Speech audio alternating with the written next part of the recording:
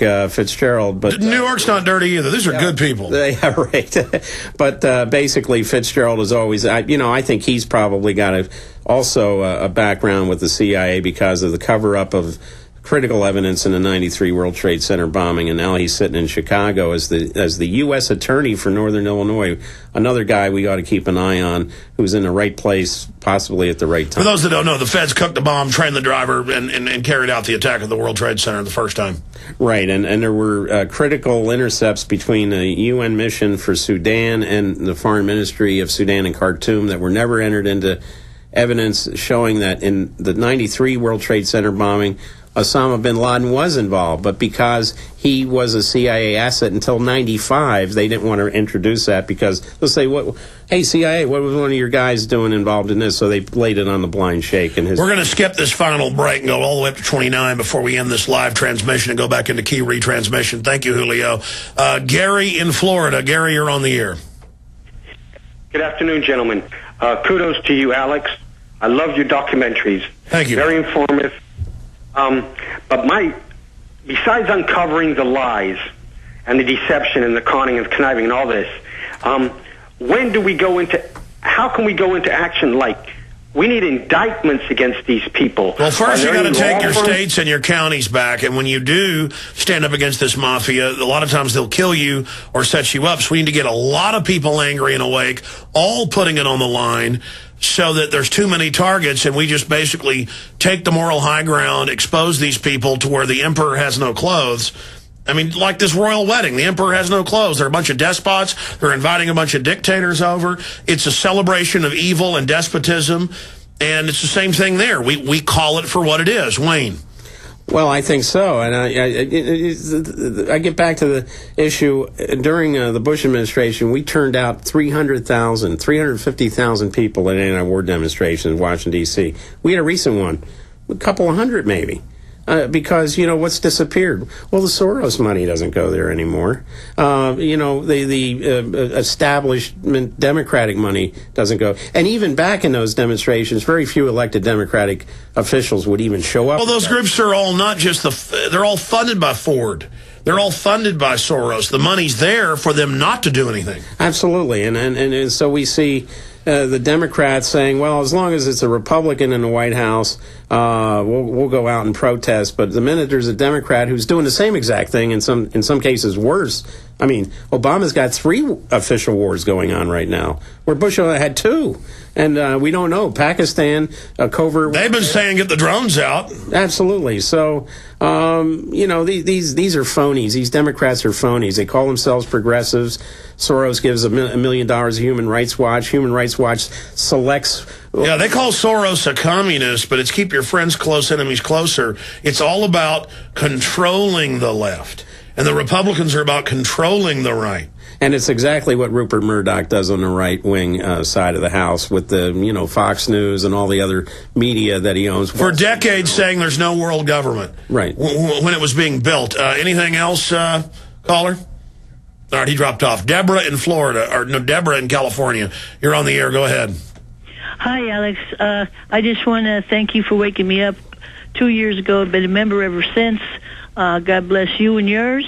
And Wayne-Madsen, I pray for your safe passage wherever you're going to go. I was born and raised in Chicago. My father was an iron worker there, usually ate his lunch about 80 stories above the city. And love to joke about the Levitt store. My question is this. In Sudan, that Sudan ordeal that happened in 83 to 205 where they had to run for their lives to Kenya, is this what's happening in the Ivory Coast now?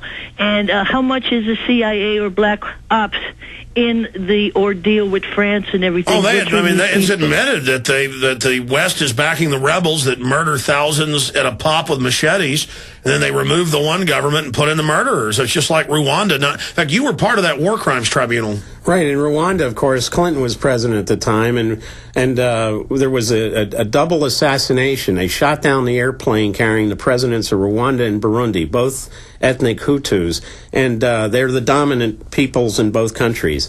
And it was the Central Intelligence Agency working with other groups in Rwanda that helped Kagame, the current president, our dictator in Rwanda, shoot that plane down. That triggered this huge civil war. We know that Kagame himself was murdering his own Tutsis to make it look like, oh, look what these evil people are doing. You have to come to our assistance. Clinton was just benign in the whole thing, but the Defense Intelligence Agency was very active in Rwanda. Clinton says, well, we didn't know. He knew full well what was going on over there. By putting Kagame in, we got rid of Mobutu and Zaire, and then the Congo, 6 million dead since the first invasion from Rwanda of Congo in the mid-1990s. And it's just gotten worse and worse and worse. And Ivory Coast, yes, just like Sudan, May 9th, we get the new Republic of South Sudan, independent country, majority Christian. Susan Rice, our ambassador to UN, Obama's ambassador to UN, has always hated the government of Sudan. She has been literally in bed with some of these rebel leaders in South Sudan. She has a visceral hatred for the Arab North. She is not a very good diplomat because all through Africa, they know that she is totally biased, and she's anything but a diplomat. Ivory Coast, you have the Alassane Ouattara, the rebel guy that took over, said he won the election, and he said no. He said he won the election. The incumbent said he didn't. We had a civil war.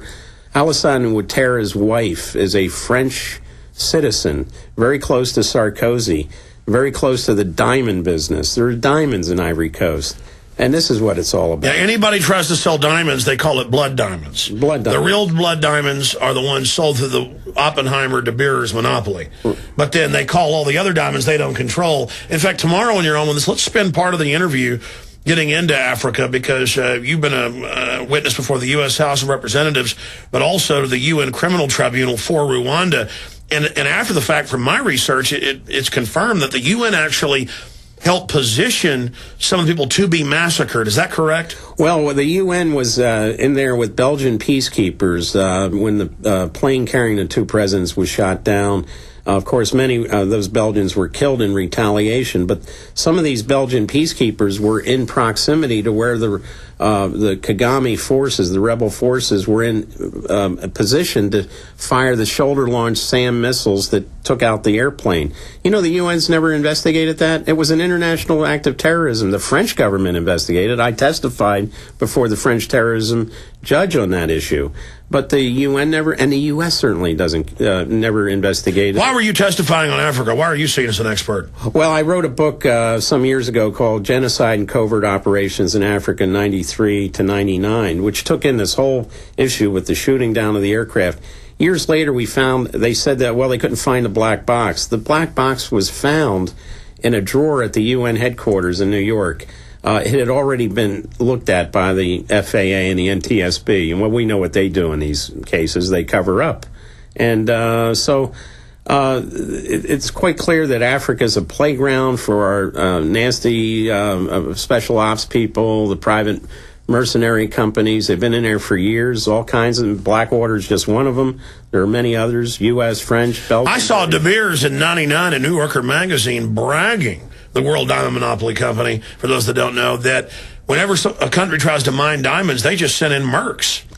Oh, absolutely, because the whole diamond trade is based on, it's fairly recent. It was artificial scarcity. Absolutely, and it's always a wedding ring, and you got to give a diamond wedding ring to somebody you're proposing to. This comes out of Marilyn Monroe, Breakfast at Tiffany's, and all. Hollywood created the mystique about diamonds. Diamonds were only semi-precious till they were sold to people as another Edward Bernays fraud. Absolutely, and now there's effectively a monopoly with the De Beers and the diamond cutters in Antwerp, Amsterdam, Tel Aviv, and increasingly we see some of that being outsourced to places like India and Bangkok, Thailand, because the diamond cutters in Europe charge too much in the way of salary. So we even see in their own industry them outsourcing to these various developing countries. Totally unbelievable. Let's jam in a few more here. Tariq in Georgia, you're on the air. Hello? Yep, you're on the air. Go ahead. Oh, hey, how you doing, Alex Jones? How you doing, Wayne? Good. Go ahead, sir. Well, I just want to give a couple of comments on Obama and why I believe they put him in office. I basically believe they put him in office just give you a little background. I'm a 33-year-old African-American male. I was in the Navy for 4 years. I've been out for 4 years now, too. Honorable discharge. I believe they put him in office to basically shut black people up, because anytime you say something bad about them, it's like if you're white, you're a racist, and if you're black, you're a hater.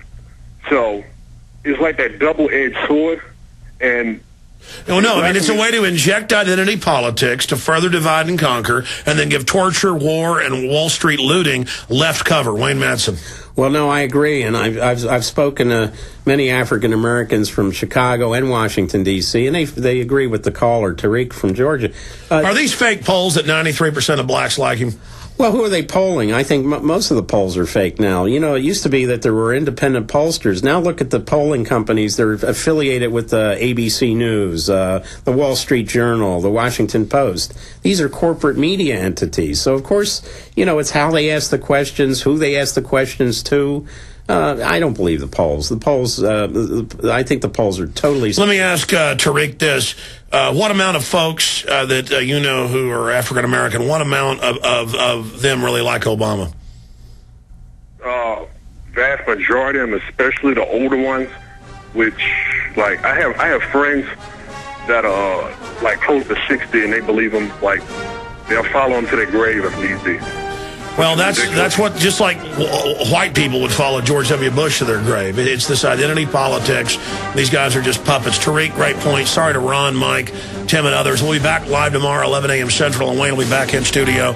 Great job to the crew. Great job to Genesis. God bless you all. Retransmission starts now. We're on the march.